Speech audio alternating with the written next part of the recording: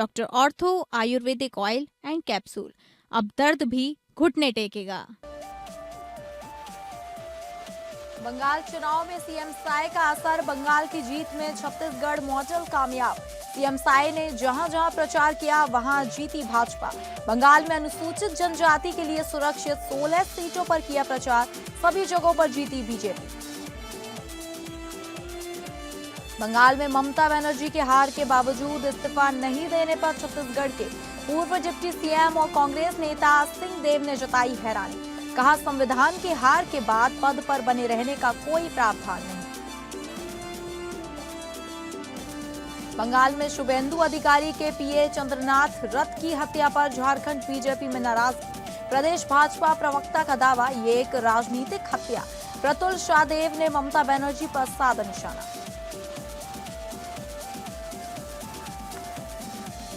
नमस्कार, आप सभी का स्वागत है स्टेट लाइव में और मैं हूं आपके साथ अंकिता सिंह। स्टेट लाइव की शुरुआत करेंगे छत्तीसगढ़ की खबरों का रुख करके। पश्चिम बंगाल में भाजपा की प्रचंड जीत में अनुसूचित जनजाति के लिए सुरक्षित सीटों का अहम योगदान रहा है। बंगाल में 16 सीटें अनुसूचित जनजाति के लिए सुरक्षित हैं, जिनमें सभी पर भाजपा ने जीत दर्ज की है। इसके पीछे छत्तीसगढ़ के मुख्यमंत्री विष्णुदेव साय को चुनाव प्रचार में उतारने की भाजपा की रणनीति कामयाब रही। विष्णुदेव साय ने जिन जिन सीटों पर भाजपा उम्मीदवारों के लिए प्रचार किया, वहां पार्टी को जीत मिली है। साय फैक्टर, जंगल महल जैसे अनुसूचित जनजाति बहुल इलाकों में काम किया गया।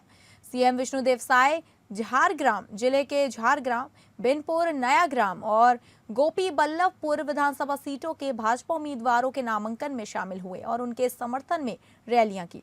चारों विधानसभा क्षेत्रों में सीएम विष्णुदेव साय का प्रचार काफी चर्चा में रहा। इसकी वजह से इन सीटों पर आदिवासी वोटरों का झुकाव भाजपा की तरफ रहा और टीएमसी को बहुत बड़ा झटका लगा। झारग्राम लोकसभा सीट अनुसूचित जनजाति के लिए आरक्षित है, जबकि यहां की झारग्राम और गोपीबल्लभपुर विधानसभा सीट सामान्य श्रेणी के लिए और बिनपुर एवं नयाग्राम विधानसभा सीट अनुसूचित जनजाति के लिए आरक्षित है। पश्चिम बंगाल की राजनीति में लंबे समय से जंगल महल के इलाके को स्विंग जोन के रूप में जाना जाता है, जहां आदिवासी वोट निर्णायक भूमिका निभाते हैं। पश्चिम बंगाल की राजनीति में एक कहावत है कि जंगल महल जिसका, बंगाल उसका। यहां की इस स्थिति को देखते हुए ही भाजपा ने सीएम विष्णुदेव साय को इन क्षेत्रों में चुनाव प्रचार के लिए भेजा था। मुख्यमंत्री साय ने जिन जगहों पर प्रचार किया, वहां बीजेपी को 2 से 5% वोट की स्विंग देखने को मिली और बीजेपी उम्मीदवारों ने जीत हासिल की। बीजेपी प्रत्याशी लक्ष्मीकांत साहू झारग्राम सीट से 38,147 मतों से जीते, तो अमिय किस्कू को नयाग्राम में 6,424 वोटों से जीत मिली। इसी तरह गोपीबल्लभपुर में राजेश महाता को 26,675 वोटों से जीत मिली है। उन्होंने टीएमसी के अजीत महाता को शिकस्त दी। बिनपुर से बीजेपी के डॉक्टर प्रणत टुड्डू 22,977 मतों से जीते हैं, जिन्होंने टीएमसी बीरबा हंसदा को हराया।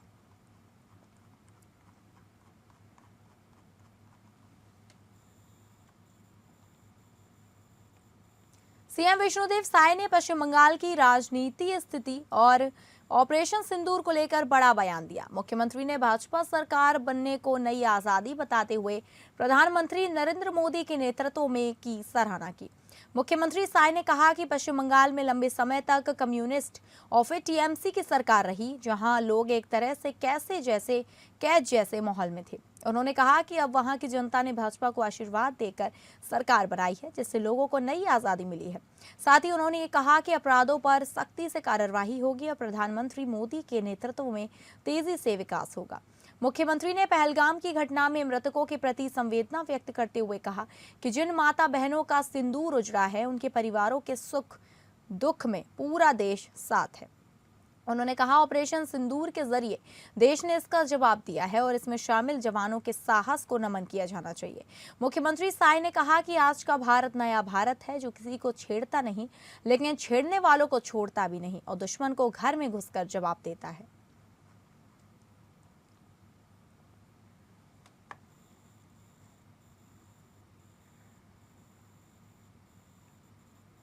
छत्तीसगढ़ के बस्तर में नवाचार को लेकर के आयोजित इनोवेशन महाकुंभ 1.0 के समापन कार्यक्रम में छत्तीसगढ़ के मुख्यमंत्री विष्णुदेव साय, वन मंत्री केदार कश्यप और वित्त मंत्री ओपी चौधरी शामिल हुए। मुख्यमंत्री ने कहा कि देश को $4 ट्रिलियन बनाने के लिए बढ़ते बाजार में बस्तर के युवाओं के लिए कई संभावनाएं हैं।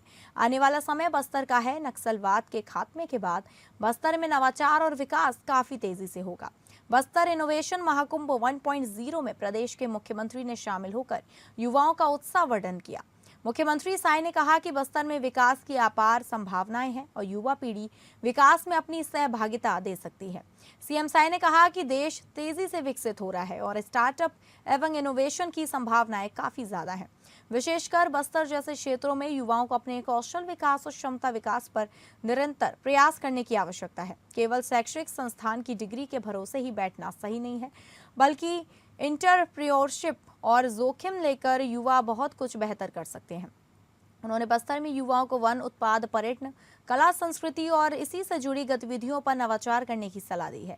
गौरतलब है कि शहीद महेंद्र कर्मा विश्वविद्यालय में आयोजित 2 दिवसीय इनोवेशन महाकुंभ के जरिए समूचे बस्तर के विश्वविद्यालय में विभिन्न कोर्स और उनसे जुड़े प्रयोगात्मक अध्ययन पर जोर दिया गया, जिससे युवा पीढ़ी इनोवेशन और रोजगार के नए अवसरों का सृजन कर सके। बड़ा सौभाग्य का विषय है कि मां दंतेश्वरी की पावन भूमि बस्तर जगदलपुर में और शहीद महेंद्र कर्मा यूनिवर्सिटी के इस परिसर में 2 दिन का इनोवेशन महाकुंभ का आयोजन हुआ था, जिसमें अन्य जगहों से भी विषय विशेषज्ञ पधारे और जिसमें यूनिवर्सिटी के बच्चों के साथ साथ हमारे जो आत्मसमर्पित बच्चे भी हैं और बस्तर संभाग के बच्चे हैं। सबने 2 दिन तक यहाँ पर हमारे विषय विशेषज्ञों को सुना है। पश्चिम बंगाल विधानसभा चुनाव के नतीजों के बाद वहां की राजनीति में मचे घमासान पर छत्तीसगढ़ के पूर्व डिप्टी सीएम टीएस सिंहदेव ने बड़ा बयान दिया है। चुनाव में हार के बावजूद ममता बनर्जी द्वारा मुख्यमंत्री का पद न छोड़ने की खबरों पर सिंहदेव ने हैरानी जताई है। उन्होंने स्पष्ट कहा कि संवैधानिक व्यवस्था में हार के बाद पद पर बने रहने का कोई प्रावधान नहीं है। सिंहदेव ने लोकतांत्रिक मर्यादाओं का हवाला देते हुए कहा कि सदन का कार्यकाल निश्चित होता है और राज्यपाल नियम अनुसार बहुमत प्राप्त दल को ही सरकार बनाने का न्योता देते हैं। उन्होंने कहा कि संवैधानिक प्रक्रियाओं के तहत हार स्वीकार करना अनिवार्य है। सिंहदेव ने ममता बनर्जी के रुख पर सवाल उठाते हुए कहा कि सदन का कार्यकाल महज 5 साल का होता है। ऐसे में कार्यकाल खत्म होने या हार के बाद पद पर चिपके रहना समझ से परे है। उन्होंने जोर देकर कहा कि लोकतांत्रिक परंपराओं के अनुसार राज्यपाल बहुमत हासिल करने वाली पार्टी को आमंत्रित करेंगे और नई सरकार का गठन करेंगे।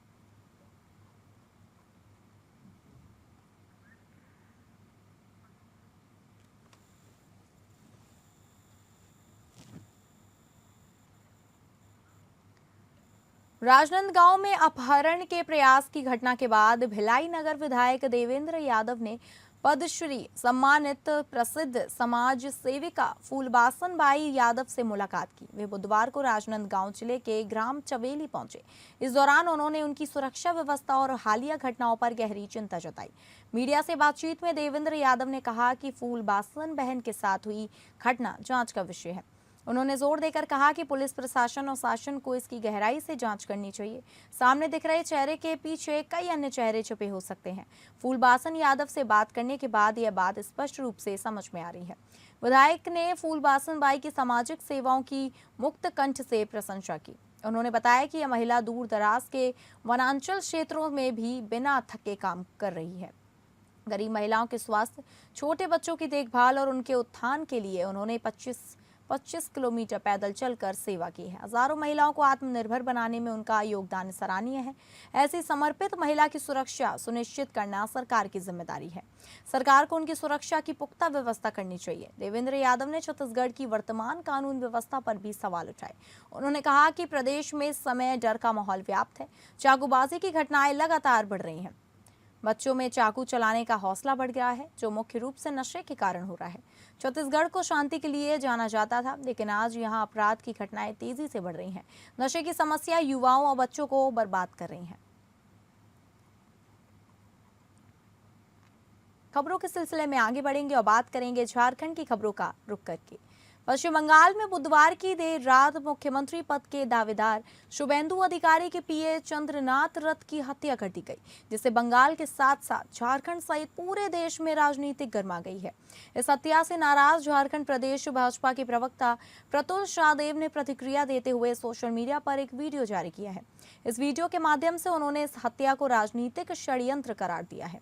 वीडियो में भाजपा प्रवक्ता ने कहा है कि पश्चिम बंगाल में नेता प्रतिपक्ष शुभेंदु अधिकारी के पीए चंद्रनाथ रथ की निर्मम हत्या ने पूरे पश्चिम बंगाल की जनता की चेतना को झकझोर कर रख दिया है। चंद्रनाथ जो भवानीपुर सीट में बहुत सक्रिय थे और वहां से मुख्यमंत्री ममता बनर्जी चुनाव हार गई, मगर लोकतंत्र में हिंसा का स्थान नहीं होता। प्रतुल शाहदेव ने दावा किया कि प्रथम दृष्टया ये राजनीतिक हत्या प्रतीत होती है और पश्चिम बंगाल के पुलिस को अविलंब हत्यारों की शिनाख्त करके गिरफ्तारी करनी चाहिए।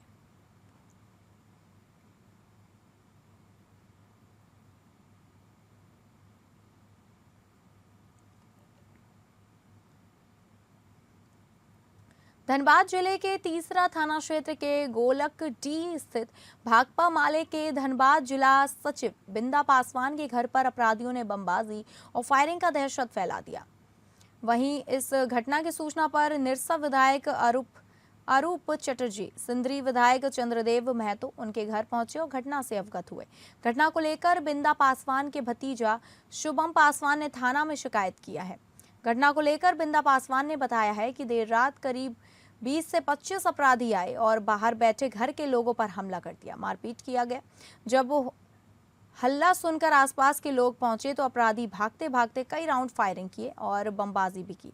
यह हमला जान मारने की नीयत से किया गया था और इस दौरान अपराधियों का 2 मोटरसाइकिल भी यहां छूट गया, जिसे ग्रामीणों ने थाना को सुपुर्द कर दिया है। वहीं विधायक अरूप चटर्जी ने कहा कि बढ़ते राजनीतिक लोकप्रियता के कारण यह हमला हुआ है। जिला सचिव पर अपराधियों द्वारा घर पर हमला करना निंदनीय है। वहीं विधायक चंद्रदेव महतो ने कहा कि इस हमले से हम लोग डरने वाले नहीं हैं, इसका हम लोग डटकर सामना करेंगे।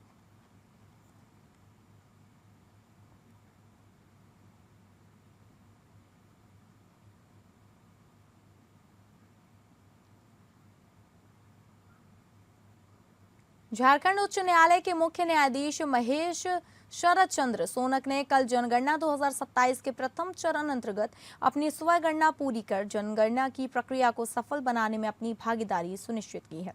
इस अवसर पर झारखंड उच्च न्यायालय के महानिबंधक सत्य प्रकाश सिन्हा ने भी अपनी स्वगणना पूर्ण की है। इस अवसर पर स्वगणना की प्रक्रिया को सफल बनाने के उद्देश्य से रांची के प्रधान जनगणना पदाधिकारी सह उपायुक्त मंजुनाथ भजंत्री, जनगणना निदेशक झारखंड राज्य प्रभात कुमार, संयुक्त निदेशक जनगणना डॉक्टर सत्येंद्र कुमार गुप्ता एवं जिला सांख्यिकी पदाधिकारी शेषनाथ बैठा भी उपस्थित नजर आए। आपको बता दें कि इस संबंध में जानकारी साझा करते हुए मंजुनाथ भजंत्री ने कई सोशल मीडिया प्लेटफॉर्म पर लिखा कि माननीय मुख्य न्यायाधीश द्वारा जनगणना प्रक्रिया में सक्रिय भागीदारी के इस कदम को जनगणना 2027 को सफल बनाने की दिशा में एक महत्वपूर्ण पहल माना जा रहा है और यह स्वगणना पूरे राज्य में जनगणना जागरूकता को बढ़ावा देने और 100% कवरेज सुनिश्चित करने के उद्देश्य से की जा रही है।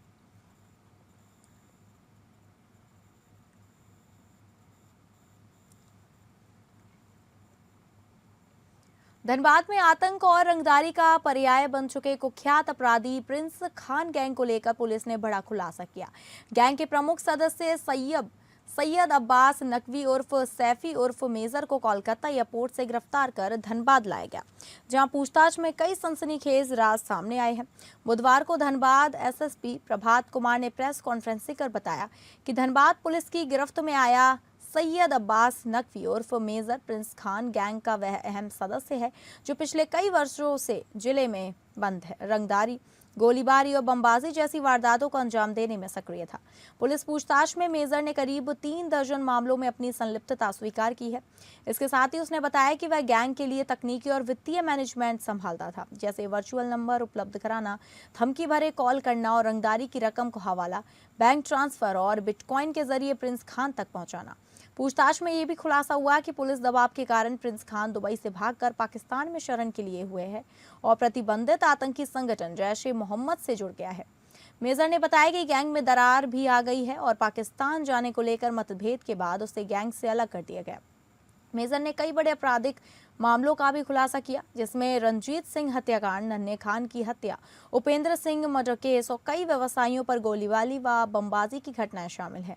वर्ष 2023 में रिकवरी एजेंट उपेंद्र सिंह की हत्या उसकी ही पत्नी ने एक षड्यंत्र के तहत प्रिंस खान की मदद से कराई थी। बताया जाता है कि उपेंद्र सिंह की पत्नी का किसी अन्य के साथ अवैध संबंध था और यही उपेंद्र की मौत का कारण बना, जिसमें प्रिंस खान ने उसकी पत्नी की मदद की थी। इसके अलावा उसने ये भी बताया कि गैंग ने 100 से ज्यादा बैंक खातों का इस्तेमाल रंगदारी की रकम के लेन देन के लिए किया। चौंकाने वाली बात यह सामने आई कि गैंग द्वारा दहशत फैलाने के लिए कुछ मीडिया से जुड़े लोगों का भी इस्तेमाल किया गया, जबकि कई सफेदपोश और राजनीतिक संपर्कों की भी जांच चल रही है। एसएसपी प्रभात कुमार ने बताया कि पूछताछ में सैफी ने बताया कि प्रिंस खान नशीली दवाओं का आदी वह और बेदवास होने तक नशा करता रहता है। सैफी के अनुसार उसके अलग होने के बाद प्रिंस खान के गैंग का संचालन उसका भाई गोपी खान का साला ऋत्विक खान, उनका एक अन्य रिश्तेदार आदिल, प्रिंस खान की 2 पत्नियां दुबई में रहकर कर रही हैं। इसके अलावा प्रिंस खान के भारत में रह रहे 2 भाई एवं अन्य रिश्तेदार भी उसके गैंग को मदद पहुंचा रहे हैं। सैफी के अनुसार कुछ महीने पहले तक धनबाद से करीब 1 करोड़ रुपए हर महीने रंगदारी वसूल कर रहा था, जो अब काफी कम हो गया है। एसएसपी ने बताया कि अभी भी धनबाद के कई हिस्सों से व्यापारियों द्वारा प्रिंस खान को रुपए भेजे जा रहे हैं। उन्होंने कहा कि अब प्रिंस खान को रुपए भेजना बंद करें, क्योंकि अब आप प्रिंस खान को पैसे भेजते हैं तो समझिए आप एक आतंकवादी को आर्थिक मदद पहुंचा रहे हैं। फिलहाल पुलिस इस पूरे नेटवर्क की गहराई से जांच कर रही है और प्रिंस खान गैंग से जुड़े अन्य सदस्यों की तलाश में लगातार छापेमारी जारी है।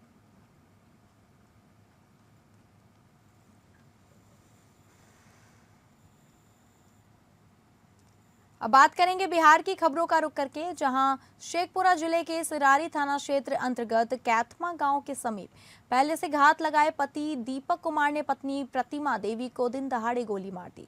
गोली लगने से महिला गंभीर रूप से घायल हो गई। जब ग्रामीणों ने आरोपी को चारों तरफ से घेर लिया तो बदमाश ने ग्रामीणों पर भी हमला बोल दिया और हवाई फायरिंग कर दिया।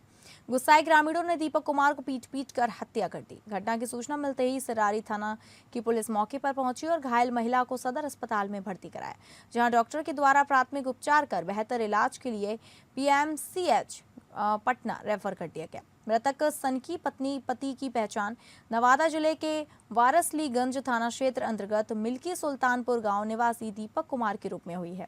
प्राप्त जानकारी के अनुसार गोली से घायल महिला प्रतिमा देवी कैथमा गांव अपने मौसी के घर आई हुई थी और आज वापस आने अपने घर जा रही थी। इसी दौरान पति ने घटना को अंजाम दे दिया। मौके पर शेखपुरा एसपी बलिराम कुमार चौधरी सदर अस्पताल पहुंचे और पूरी घटना की जानकारी ली। पत्रकारों से बात करते हुए एसपी ने बताया कि पति ने पत्नी को गोली मारी है। जांच पड़ताल चल रही है। घटनास्थल से हथियार और खोखा भी बरामद किया गया। पुलिस अपने स्तर से कार्रवाई कर रही है। घायल की मौसी ने बताया कि प्रतिमा मेरे घर कैथमा गाँव आई थी और आज वापस घर जा रही थी। इसी दौरान घटना को अंजाम दिया गया। घायल महिला प्रतिमा का मायका अरियरी थाना क्षेत्र के सुमका गांव में है। घायल महिला को एक 5 वर्ष लड़का भी है। प्रथम दृष्टया घटना का कारण पति पत्नी का विवाद प्रतीत हो रहा है। कचमा के पास में एक घटना घटी जिसमें कि पति पत्नी जो है ये लोग कहीं ऑटो से कैथमा से जा रहे थे। उसी दरमियान पति अपनी पत्नी को गोली मार दिया।